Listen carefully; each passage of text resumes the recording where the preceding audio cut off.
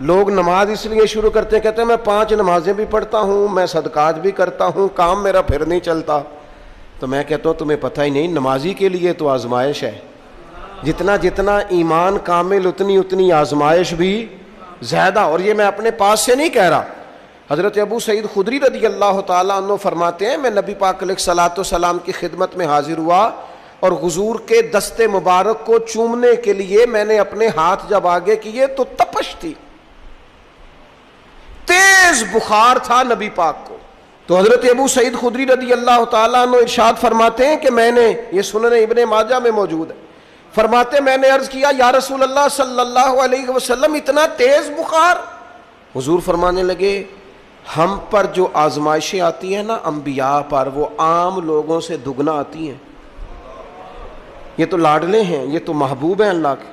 فرمایا عام لوگوں سے دگنی آزمائش آتی ہے، لیکن فرمایا ہمارا رب بڑا کریم ہے، ہمیں اجر بھی ڈبل ہی عطا کرتا ہے، ہمیں اجر بھی ڈبل ہی عطا کرتا ہے. تو حضرت ابو سعید خدری کہتے ہیں موقع اچھا تھا، میں نے ایک سوال بھی کر دیا. میں نے کہا یا رسول اللہ صلی اللہ علیہ وسلم بتائیے نا بھلا دنیا میں زیادہ آزمائشیں کن کو آتی ہیں؟ تو حضور فرمانے لگے سب سے زیادہ آزمائشیں اللہ کے انبیاء کو آتی ہیں، نبیوں کو آتی ہیں. حضور اس کے بعد فرمایا اس کے بعد جو ان کے زیادہ قریب ہوتا ہے اسے آتی ہیں.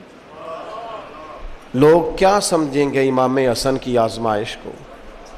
لوگ کیسے سمجھیں گے سیدنا امام حسین کی آزمائش کو؟ فرمایا جو ان کے زیادہ قریب ہوتا ہے اسے زیادہ آزمائش آتی ہے. تو حضور کے سب سے قریب تو امام حسن ہے نا، امام حسین ہے نا. تو کیا سمجھتا ہے قربت بس نسبت کے اظہار کا نام ہے اور بڑے لطف کے ساتھ زندگی گزارنے کا نام ہے؟ تو نبی پاک علیہ الصلوۃ والسلام نے فرمایا بات بڑی مزے کی ہے، فرمایا پھر اللہ کے بعض بندے تو ایسے ہوتے ہیں جنہیں اللہ فقر میں مبتلا کر دیتا ہے. فرمایا ان کے پاس صرف ایک چادر رہ جاتی ہے، اتنا فقر ان کے پاس آتا ہے. لیکن جو حدیث کے آخری لفظ ہیں نا وہ وجد والے ہیں، وہ وجد والے ہیں، وہ سرور والے ہیں. ہمارا یہ مزاج ہوتا ہے کہ میٹھا میٹھا کھا جاؤ اور ذرا کڑوا آ جائے تو سویرے بھی رو شام بھی رو، حال ہی کوئی نہیں، غریبی بڑی، پریشانی بڑی، حضرت صاحب گھر سے بیماری جاتی نہیں.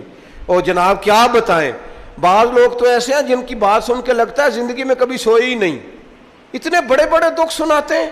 او خدا کی رحمت کا بھی تو ذکر کرنا، خدا نے جو تیرے اوپر انعامات کیے ان کا بھی تو ذکر کرنا، ان کا تذکرہ ہی نہیں کر رہا میرا بھائی.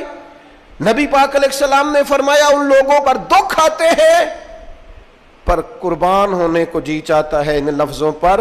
حضور فرمانے لگے وہ رب کی طرف سے آنے والے دکھ پر بھی اس طرح راضی ہوتے ہیں جس طرح تم میں سے کوئی راحت ملنے پر راضی ہوتا ہے. سکون والی چیز ملنے پر جس طرح تم راضی ہوتے ہو اس طرح وہ دکھوں پر بھی راضی ہوتے ہیں. دکھ قبول محمد بخشا، دکھ قبول محمد بخشا. پر ایک شرط لگائی چھوٹی سی میاں صاحب نے، انہوں نے کہا 100 دفعہ قبول ہے، دکھ 100 دفعہ قبول. دکھ قبول محمد بخشا پر راضی رہن پیارے. یہ شرط یہ ہے کہ تو راضی رہ، تو راضی رہ. دکھ قبول محمد بخشا، راضی رہن پیارے. اور حضرت سلطان صاحب کہنے لگے اساں کیتی ہے جان حوالے رب دے، ایسا عشق کمایا ہے اسی مرن تو پہلو ہی مر گیا، باہو تا مطلب نو پایا ہے.